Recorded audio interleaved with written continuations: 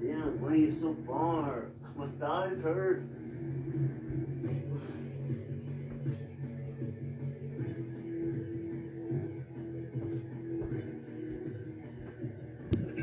Man.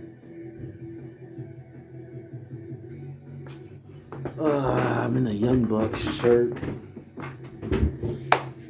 What's going on, world? Haven't done one of these in a while. Actually, I think the last time I done it, I blew my fuse. But anyways, it's your boy Floyd Banks. You already know who it is. I mean, you're under my page anyway.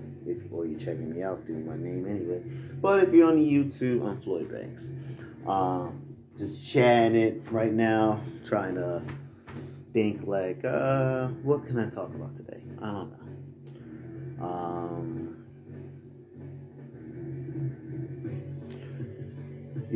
I haven't talked about wrestling in a while, and one of the things that I enjoy, actually, I don't know what to say.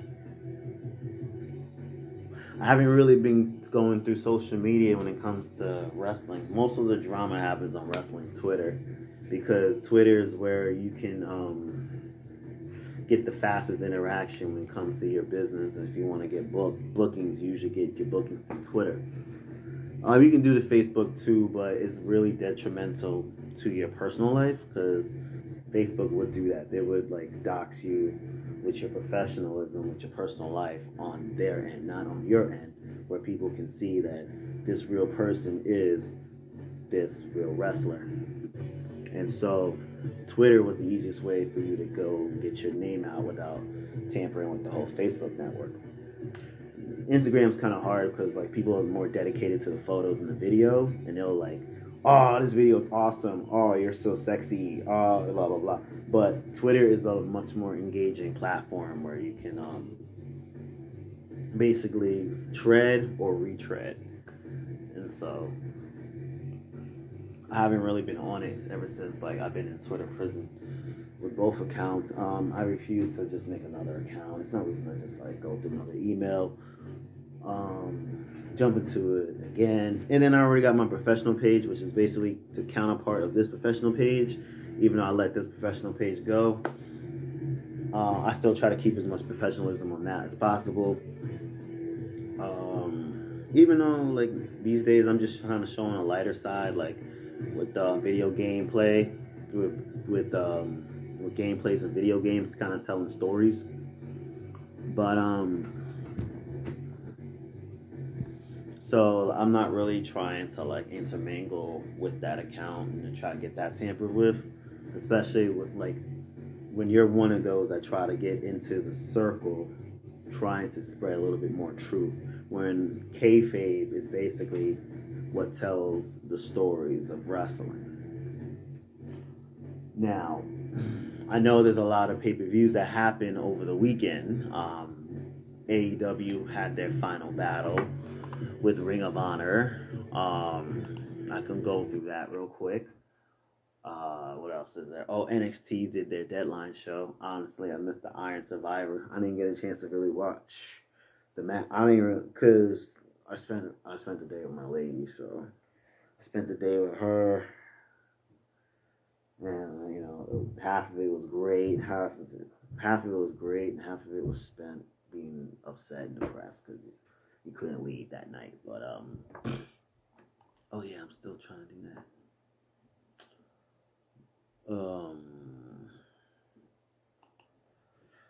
I forgot what else. Oh yeah, there's NXT Deadline. That's another pay-per-view that happened. And in fact, let's go over Final Battle 2022 real quick. Let's see. I'm just gonna go through the list real quick. Like I said, I haven't really watched the pay-per-view. I kind of know the wrestlers. I kind of know the situation, but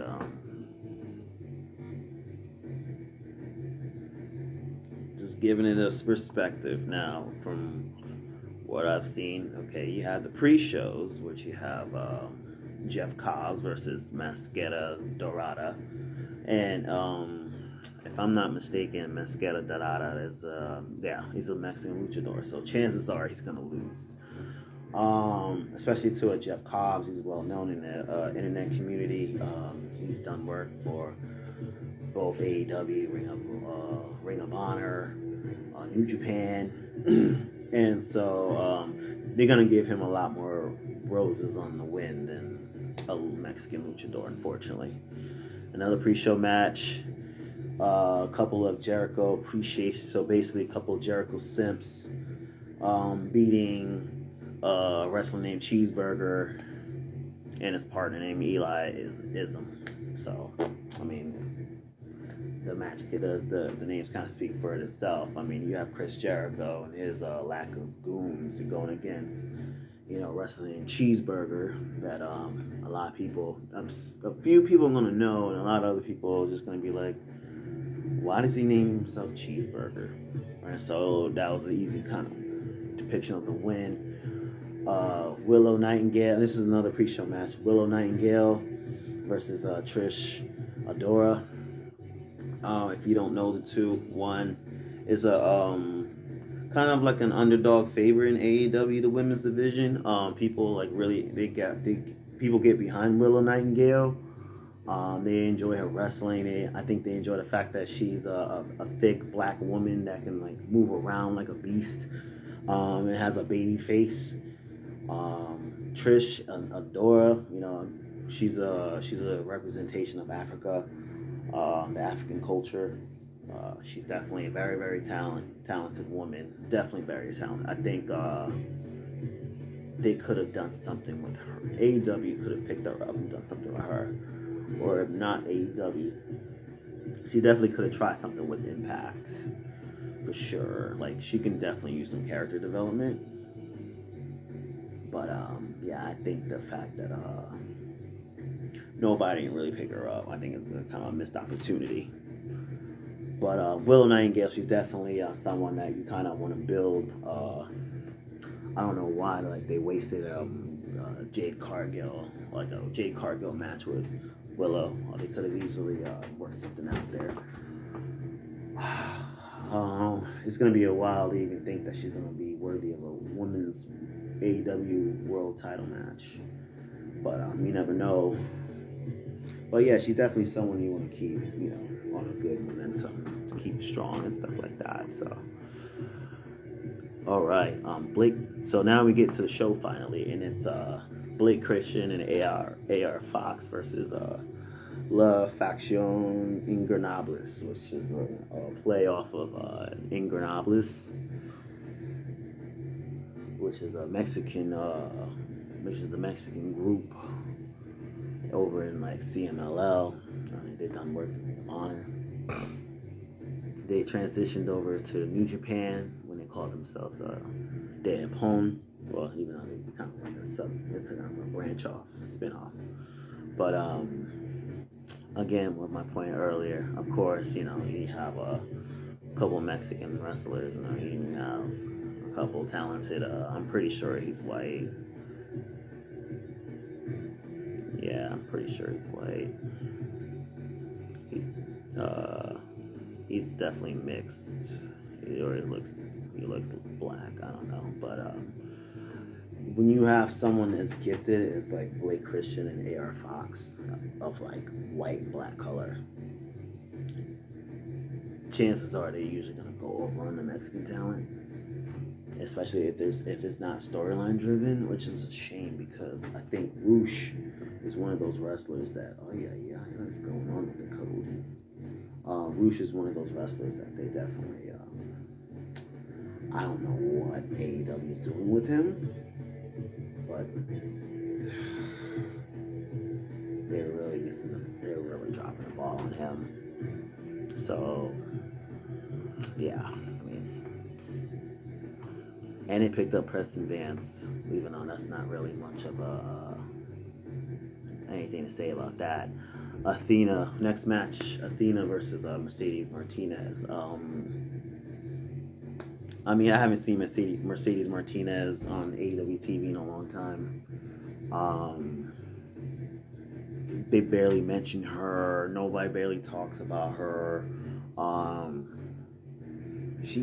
think she might wrestle every once in a while for AEW Dark or a YouTube show, but the show has gotten so like it's just there that I've stopped caring about watching it.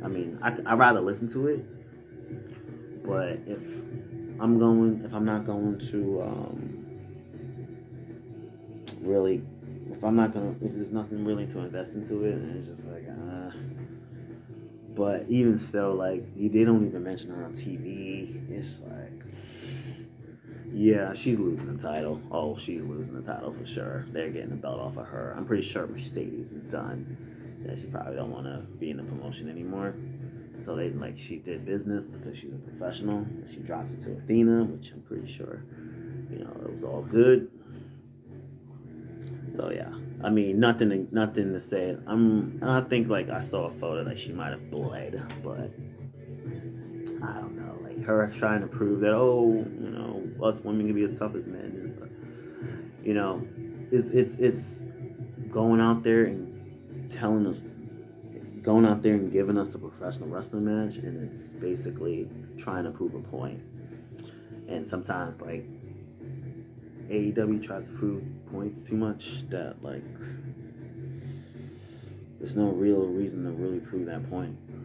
But Athena won the title. Cool. But it's Ring of Honor, so. Next we got Swerve and Our Glory with Swerve Strickland and Keith Lee versus Shane Taylor Promotions. Shane Taylor and JT Griffey. Obviously Swerve and Our Glory is gonna win. That was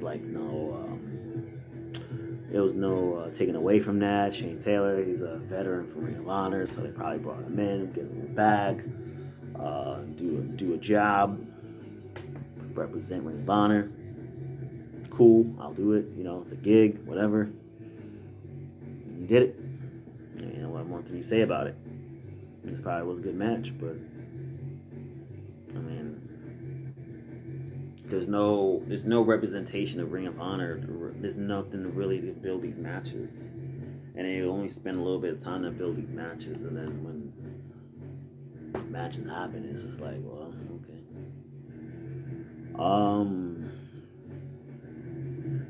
Triple tag team title match. I don't care. I'm not a big fan of 6-man tag team championships. I'm not a real big fan of 6-man tag matches. I'll watch them. They're cool, but they're not they don't bring me up one-on-ones and tag matches. One-on-ones and tag matches are my thing. I love good tag matches. I like good one-on-one matches, but trios matches. It's for a trios championship, and I look at Brian Cage, and I was just like, man, that guy could have been TNT champion. He could have been on his way to being AEW World Champion. Have they just built him correctly? Because the one thing about AEW, they take the team they're not trying to push, they get over organically, and then he burns them real fast. Gave him no chance, and I'm just like, man, these guys Brian Cage, they really dropped the ball on him. The whole team Taz, they just dropped the ball on all of them completely. So seeing Brian Cage win a 6-man tag titles, that's just sad. It's really sad. Willie, I call him Willie Yuta. He beat Dan. I don't really care.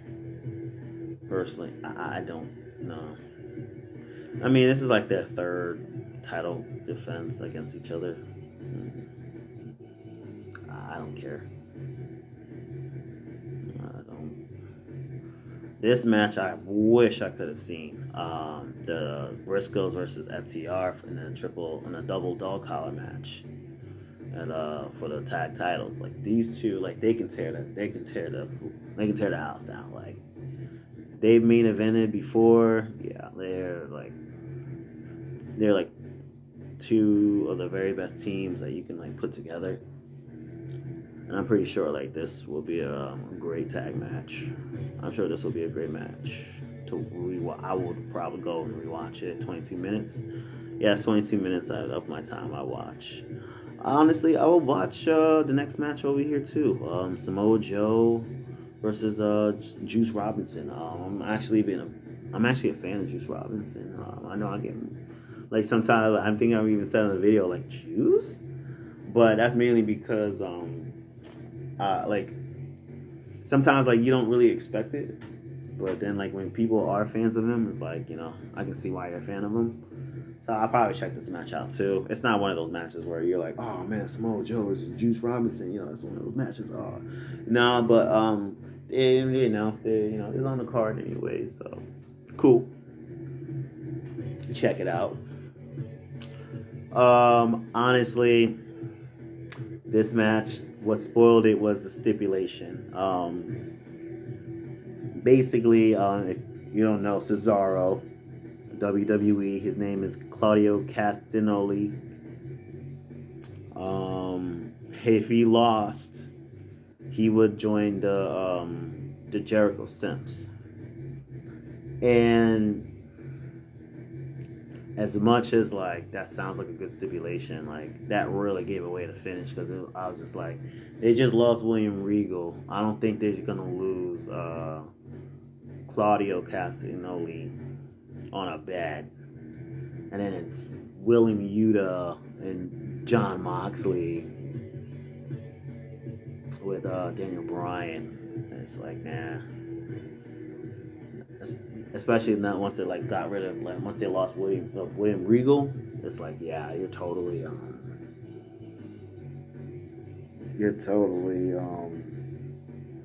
whatchamacall, you're totally staying together. And so I already knew that Claudio was going to be the ROH champion. And unfortunately, I think the Chris Jericho Hogan, I call him Chris Jericho Hogan because for some reason, like, he joined this company, AEW, and he totally told himself, like, I'm going to take over this thing like Hulk Hogan did. And with a crazy wife that stormed the building, the Capitol building, like, it's almost everything like the makings of the next Hulk Hogan family. And the only thing is that he has girls, he doesn't have boys. And so he wouldn't be able to have a Nick Hogan, but I mean, he could still create a bunch of Brooke Jarrett Hogans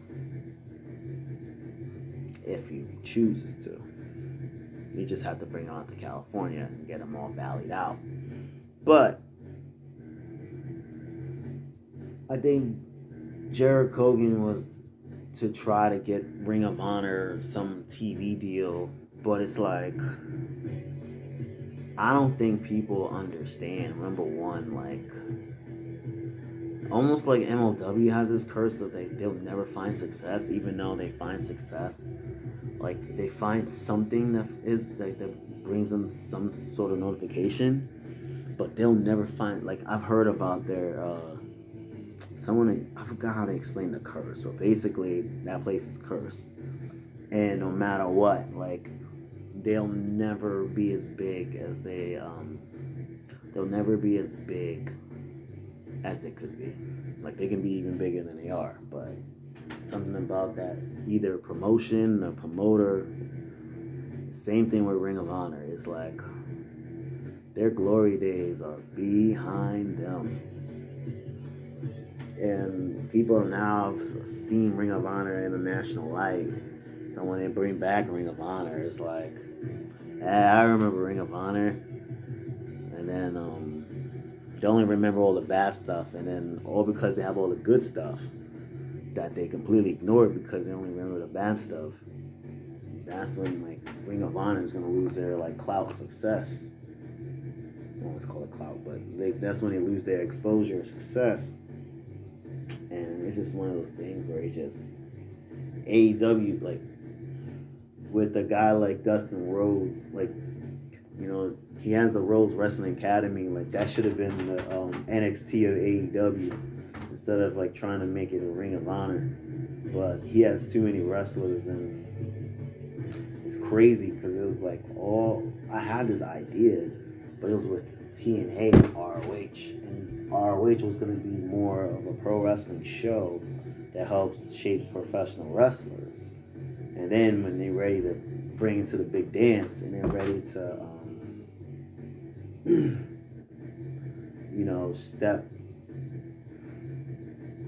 step into the entertainment portion of wrestling, then you can go to TNA. So it's kind of different. But obviously, that's if I bought TNA. If I bought it with the lottery. And so, but this ROH, it's like AEW has like 4 shows. I'm pretty sure they could dedicate one show to ROH. Like, they're not getting any more exposed than they are. They just have to pay the guys to make this YouTube show. And maybe they might get some promotion too. But 4 wrestling shows with AEW. We're supposed to really get invested in ROH. And I would love to see like the buy rates and stuff. I would love to see like how many people bought into the show, because the general interest of the like just thinking about the show, just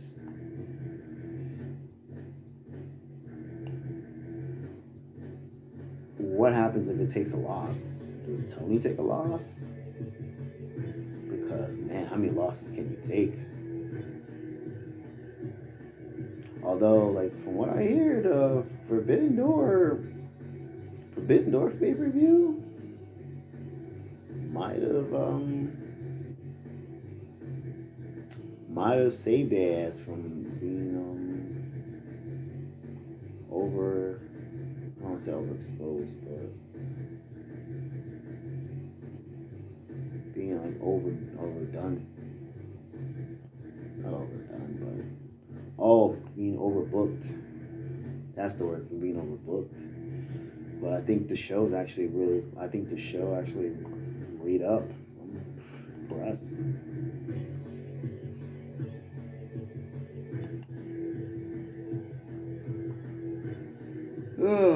Oh man, I want to see what. I'm sorry I missed the Deadline show, but like I said, I didn't know she was gonna. I didn't know that the show was going to. Actually, I didn't know. Everything just kind of happened in a flash. And she just came through, and I was just like, that was great. Whew. That was that night. She got a hot shower. I got a hot shower. But, yeah, so I end up missing a lot of these pay-per-views. I forgot, but, I just want to go through this pay-per-view real quick because,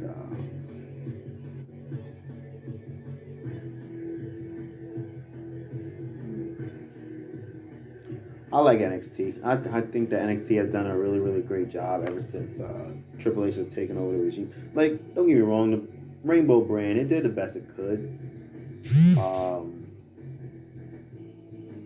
The show just kept, like, I kept saying on the internet, the show is absolutely outdated. Like, there's just no way nobody can get into the Rainbow brand of NXT. Speaking of my lady, take a brief intermission. Oh, she sent me a message. I'll check it out in a minute without forgetting. Oh wait, that's the. But I gotta remember all the tattoos though. That's definitely the wings. One of my things is that I can't believe. No. What is going on?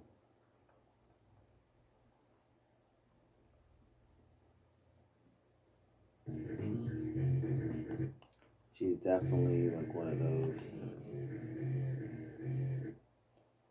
But anyways, getting into this NXT review, like, man, I really wish that Matter of fact, before I do, let me take a look real quick.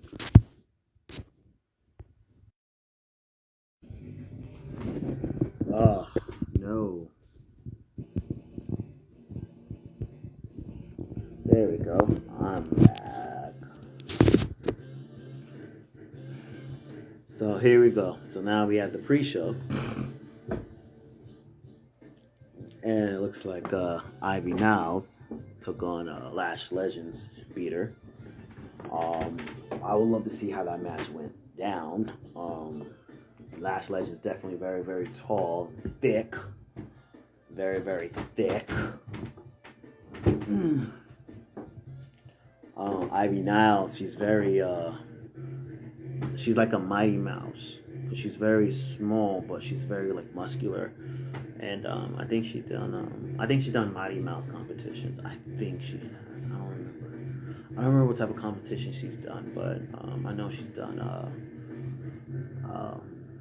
competition. I just can't remember which one it is. I want to say it's like fitness competitive, but definitely the right girl won. She's definitely very. She's a standout character. She's a standout gimmick. I think she does the mixed martial arts. She's going the mixed martial arts route, which I think is a good look for her. Definitely, the sky's the limit for her for sure. Like I can't wait till they build her, like so she's like ready to like meet expectations. Chase U, next match.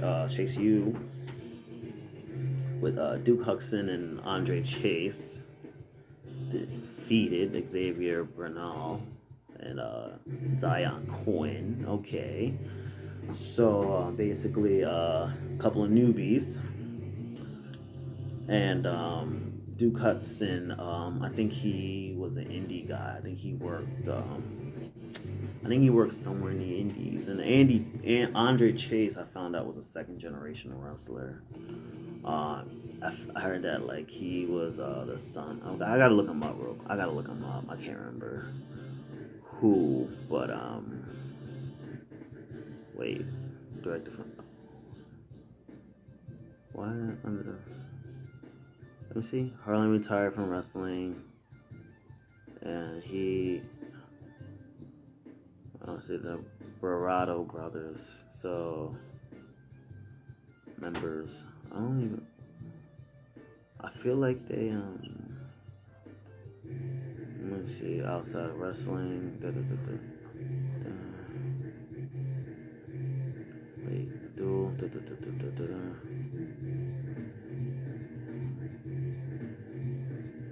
Signed with Andre Chase. I thought they told you.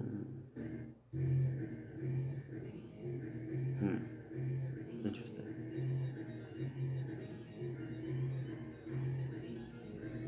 But anywho, yeah, they got him under this gimmick, and it's gotten over really, really well.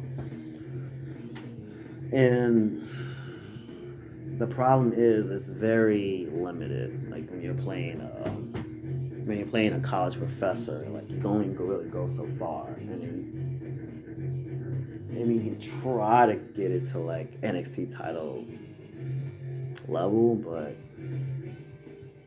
I mean you have a lot of stronger guys that can be with the title more than college professors. So, but I mean right now it gets crowd reaction. People are into it. Oh wait, no, okay. I'm like, damn, I just recorded that.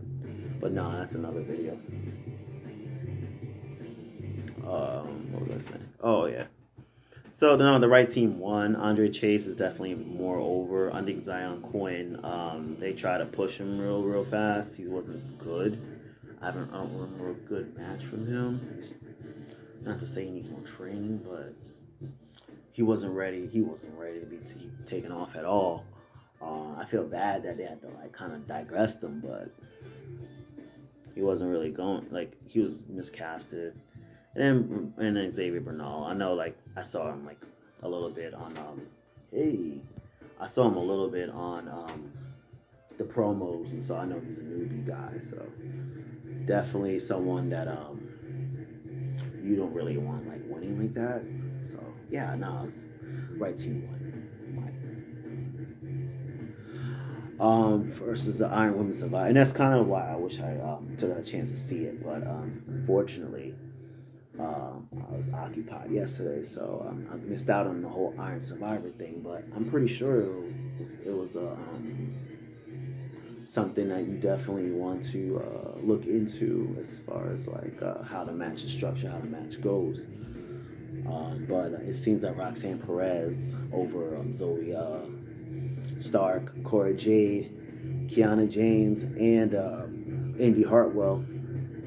She ended up coming out victorious, and she's one of those that she's a talented gift. Like, man, if she wins the NXT title, like, kudos to her. But yeah, no, like, she's definitely a talented woman. I really hope the best for her. I hope that she beats Mandy Rose on their next title in their next title defense. Good for you, Roxanne. Next is LaDawn versus Alba Fire. Is LaDawn someone that came from the NXT UK, came over with the NXT merge with the UK, and so ended up catching heat with Alba Fire.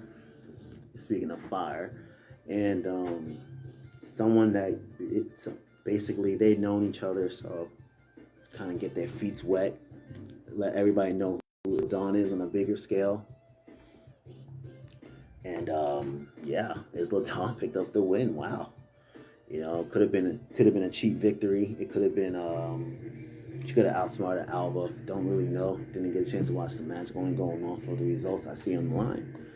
And yeah, I'm pretty sure yeah, pretty much stamp her name into the NXT Women's Division roster. So kudos to that win. This one actually surprised me. Freaking Pretty Deadly was this tag team that basically came from the NXT UK scene. Took on the NXT Tag Team Champ. Wait, I gotta remember the storyline. I don't know. I can't remember the storyline, but basically, and it basically Pretty Deadly. They ended up having a title unification match. I'm just trying to remember who they had it. I think they had it with 4 teams. That's what it was. It was with 4 teams. It was with who was it? Man, I can't even remember how the sequences went. But basically, long story short, Pretty Deadly tag team champions. They've been pretty dominant. They've been on a run. They've been on a hot streak, and then out of nowhere, the New Day comes and challenges them. And everyone knows the New Day. They've known them from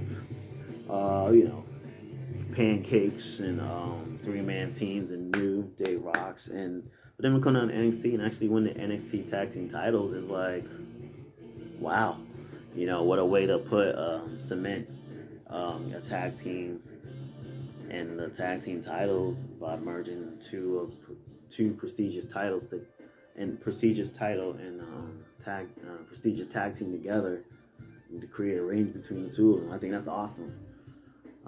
Still a surprise, but I think it's pretty awesome. Keeps the New Day in the championship picture. It really it can really shake up the tag team scene a little bit better. I think Pretty Deadly done a really, really good job as champions. Now they get to be little crybabies. They can be crybabies now, and then we can get to see their characters, their gimmicks evolve a little bit better. Not even just better, but more. I think that'd be awesome. And yeah.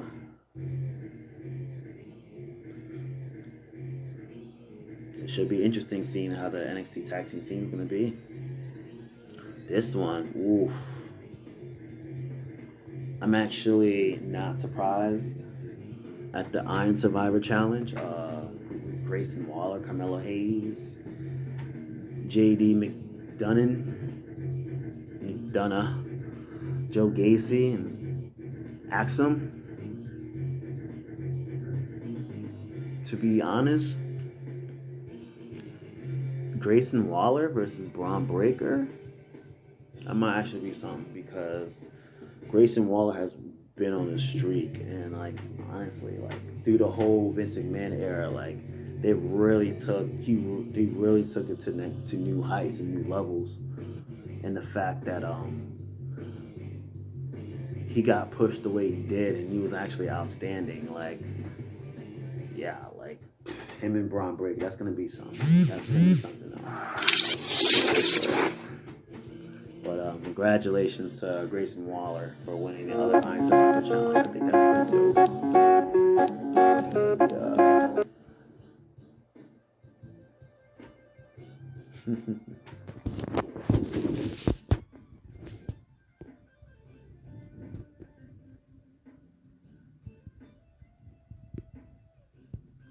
Hold on a second.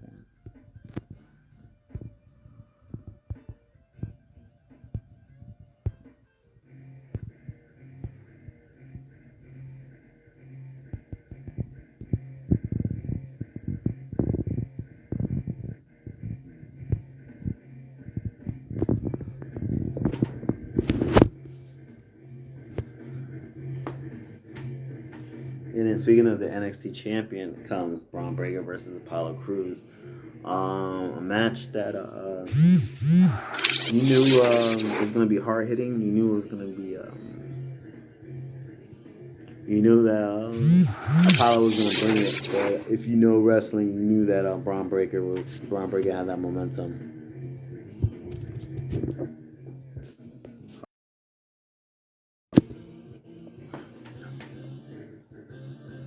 Get my filter back. There we go. Now, NXT definitely was one of my favorite shows of all the wrestling shows. I think the Raw and SmackDown shows, I think they just need better crowds. I think the crowds need to be a little bit more forgiving. They need to be a little bit more open-minded. For some reason they're not like engaging with the wrestling. For some reason not. I think because they're just so pre-exposed to like being disappointed that like when people try to give you something, they're like, well, they're gonna probably end up changing it.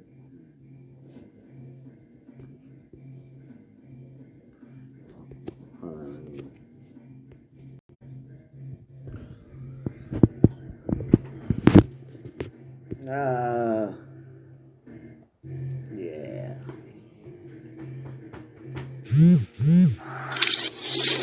Yeah, well, I am sexting right now.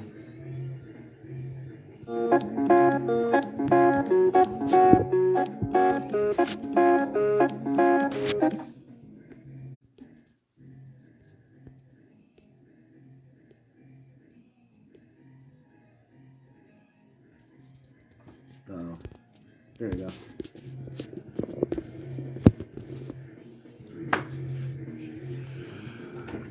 NXT. I wonder if I can preview another wrestling show. Heard that Impact's gonna have a no, Impact's not. There's no Impact tonight. Oh.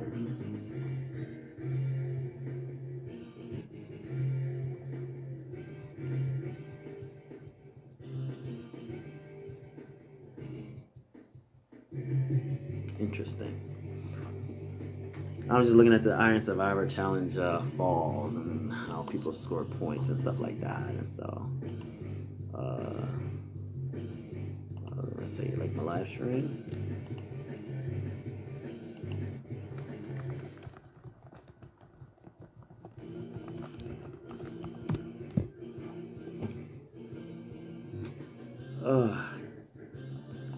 Let's see.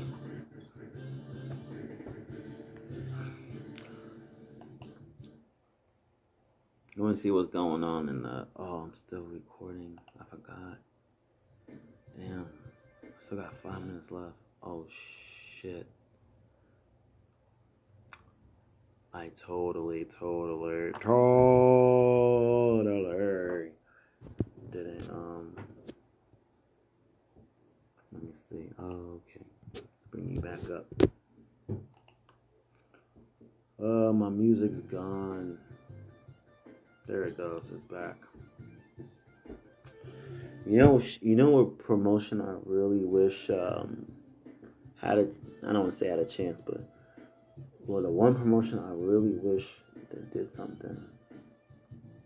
was the NWA. Like, I was such, like, honestly, when I started making those wrestling videos with 2K, those 2K wrestling videos, I was when watching the NWA. I was just so inspired by the studio-based wrestling because I wanted to create class. I wanted to see what classic wrestling looks like.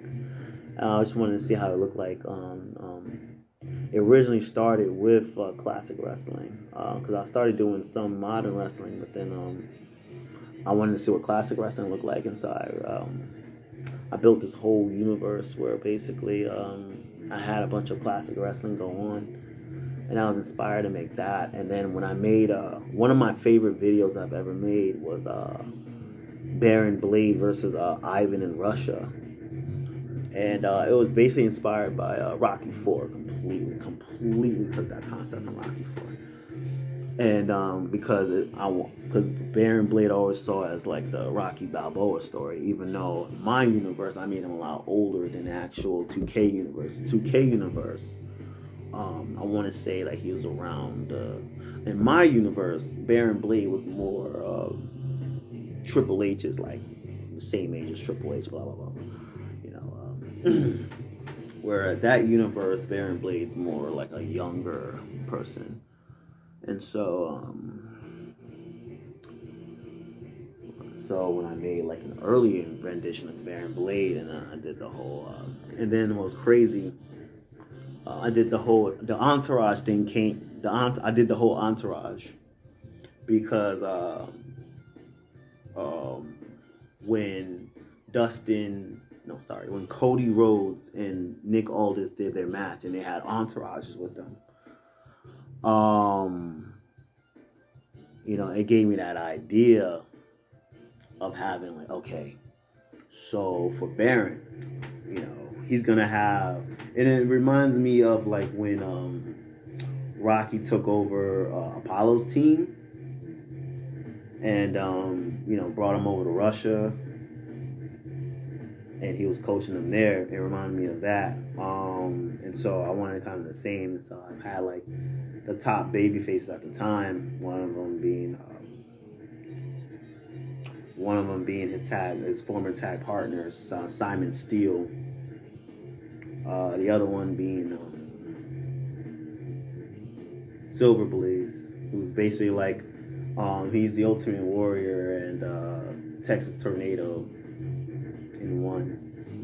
And so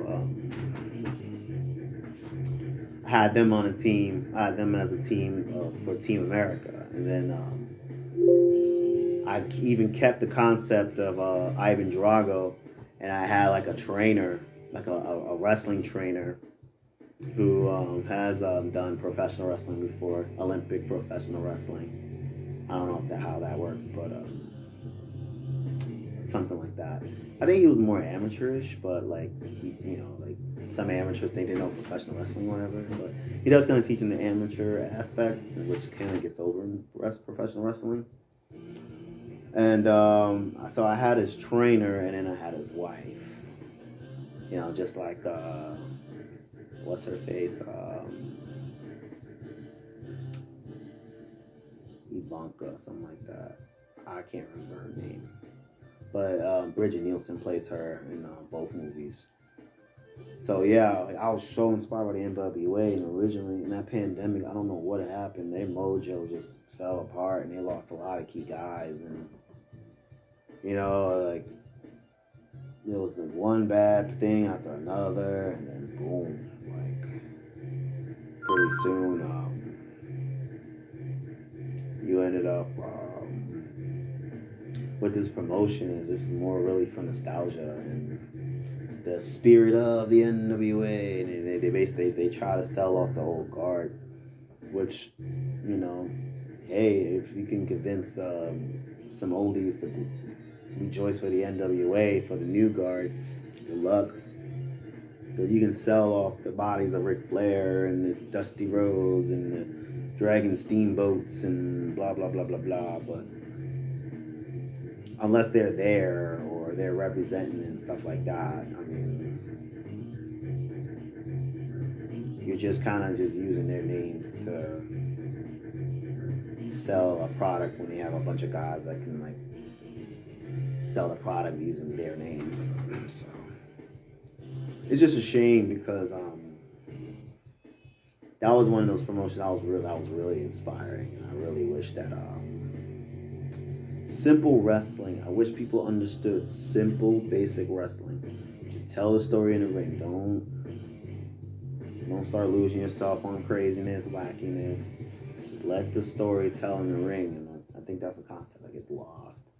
And then like we can't sell pro wrestling, so we try to like sell the nostalgia, and then like all this. It's crazy because like all the cartoons that kind of depict pro wrestling as fake, and you see how fake it looks in these cartoons, and now pro wrestling is starting to look like that, and it's just like, well, certain promotions. I understand to prevent injuries and stuff like that, but it's just like, man, like where has pro wrestling gone? But I get it, when you gotta think about health insurance and all that stuff. Man, sometimes you gotta fake the funk to get paid. And it's not like people are paying to see you wrestle. They pay to see you entertain and flex and do a power move and show off your belt and stuff like that. That's all they care about. Well, I'll tell you what, if you guys, I would love to rewatch Walter versus Ilya Dragunov, and I would review that fucking match. That match is a bona fide classic modern wrestling match I've ever watched in my life. I've never seen a wrestling match that looks so beautiful in my life. Like, man, the way those two guys went at each other in the ring, that was pro wrestling. That's pro wrestling I remember. But,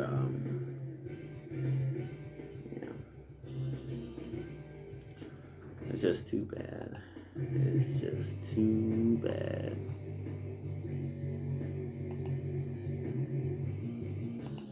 I'm gonna see what's going on in the art of wrestling. I'm gonna see what some headlines I've seen and close this off real quick. I'm gonna see what headlines we got in thing going on right now. Jay White promises to make Bree the Switchblade. Okay, yeah, they have it there like $17,000. Jacob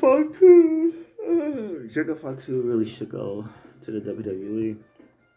That's for sure. The end of Dallas Wrestling. I don't really know too much about that.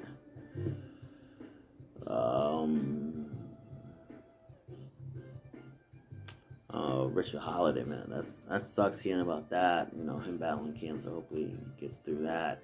Man, when you talk about that Ricky Starks promo with that NJF, like, yo, I have never seen a promo between two people that have all the potential in the world, and you just feel the weight just come crashing down in after one match. It's done, and it's just like boom, and that's it.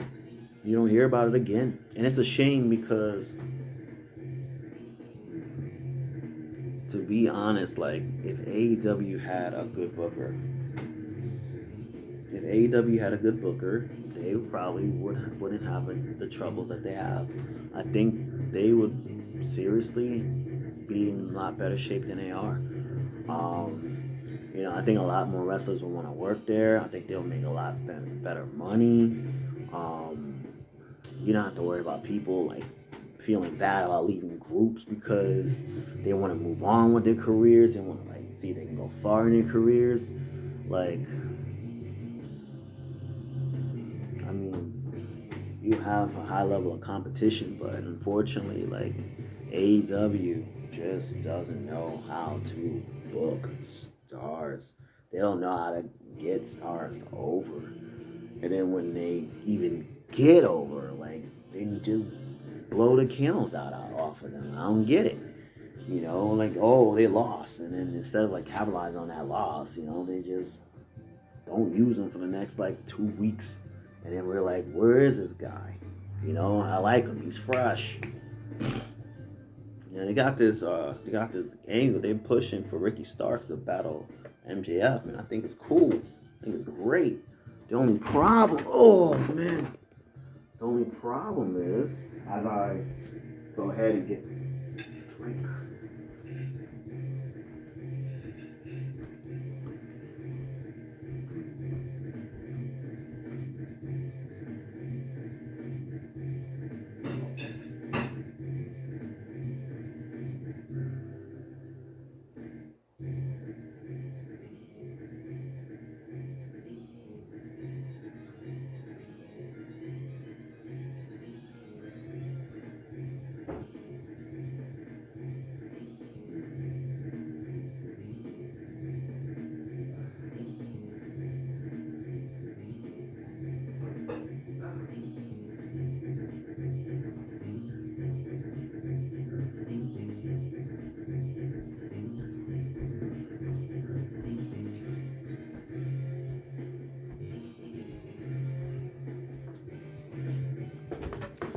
Oh, yeah, I left the light on.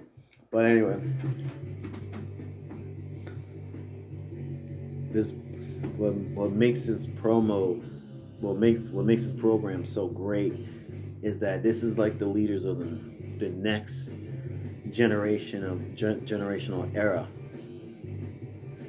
and so we're building around guys like them. Then you have all the other guys basically battling for those spots. But you don't want to make it easy for the main eventers, even though they make the most money. You want to raise your stock, but it's so hard to try to raise your stock because people want to have ownership over you. And then when they have ownership over you, depending on where you are on the pay level, they won't give you your bud. They won't give you your shit. And then when they don't give you your shit, they can use you how you please because you're below the pay level. Even though you're worth more, but we're just going to pay you this X amount of money because, we have this star and we have that star. Even though none of those stars are really kind of doing anything for your company, but say they're there. And you have guys that you can actually use that can generate time and effort into the future. Programs with anybody and everybody on the roster. And you can head into the future. But I say this. If there's anyone that can beat Samoa Joe for the TNT title, it's Ricky Starks. Honestly, Ricky Starks, he should win the Dynamite Diamond Ring title. For some reason, I don't know why they put everything in one match. You have the Dynamite Diamond Ring, and you have the AEW World title all in one shot. Now you're basically, you put the champion in the let me see, like you put him in a 2020. No. There's a I think it's like a quarter chance that it's a 50-50 chance. The 50-50 chance he walks away with both titles. Because what? Yeah, because it's one fall. So 2 out of 4. But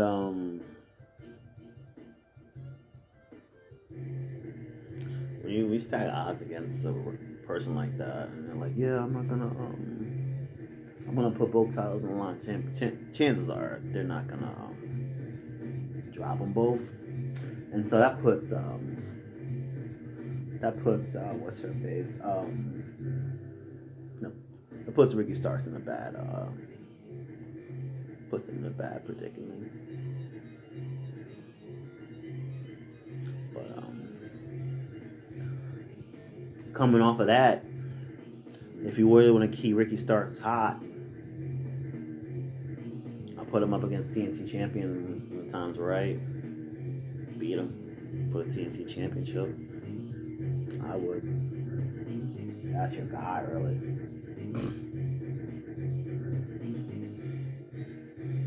But that should be a good match though, because I mean the two can work together. The two can work, and then in the right atmosphere, like they can get the match over for sure.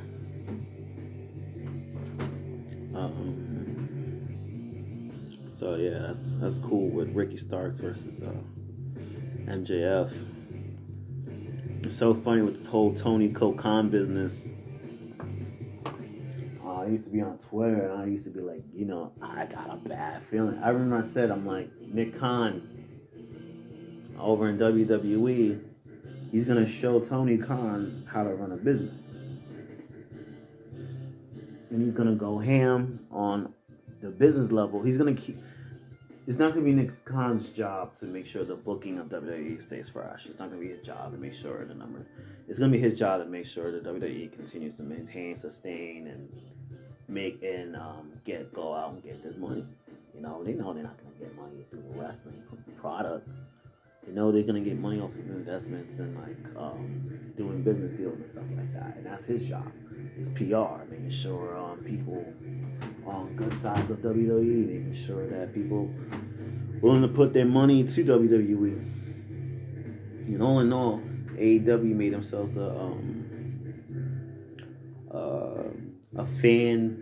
fan-based product where the fans basically have to invest in the product, and it just wasn't satisfying the fans. And a lot of wrestlers don't get used, and then you ask like, hey, how come this wrestler don't get used? How come that wrestler don't get used? And then you get ridiculed for it. It's like, well, you don't want to take it from a fan's perspective, take it from a wrestler's perspective. A couple months later, the wife wanted to say something. Now everybody's mad at the wife because she said something. It's like, I mean, what do you expect? She's standing by her man. Her man can't say shit. He's under contract. She can. But yeah, seriously, it's like sitting there just thinking about all that time, like you could have fixed everything. Like when you think you had everything under control, it's like you don't even realize the book sucks. Like everything is jumpy. Nobody could have possibly thought that Chris Jericho got anybody over. It's like he takes talent and he just absorbs their energy, and it's just like, damn. Like you just feel bad for anybody that works with them, and it's like, ugh. And you have that guy milking the product, just making it worse than it honestly can be. Like, I mean, no, I'm not gonna say it's completely worse, but I don't think Jericho's been anything of relevant for a while. Like last time he was actually really good. Something of his was really good. It's been a while. And it's crazy. It's just, oh man. Because he came in, he had momentum. I don't know what happened. The booking. Whoever's books this stuff doesn't know what the fuck they're doing. And then when this doesn't work, that doesn't work, it's like, what do you expect? You don't have someone to build stories, someone to build characters, someone to really keep things fresh. Everybody kind of beats everybody, and then everybody beats nobody, to be honest. I would love to watch a lot of Stardom, but that might be another half hour, just and I don't know if I can sit through live another hour. So I'm gonna sit out there on this one. Plus I wanna brush my teeth. I really Make sure like my teeth gets brushed. So AEW doesn't get a TV deal for Ring of Honor.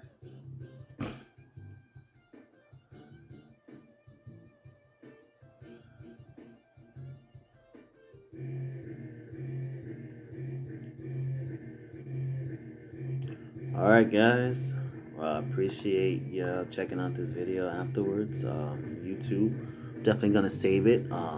Definitely thank you for stopping by. You know you're. And yeah, hopefully you guys have a good rest of your Sunday. Peace.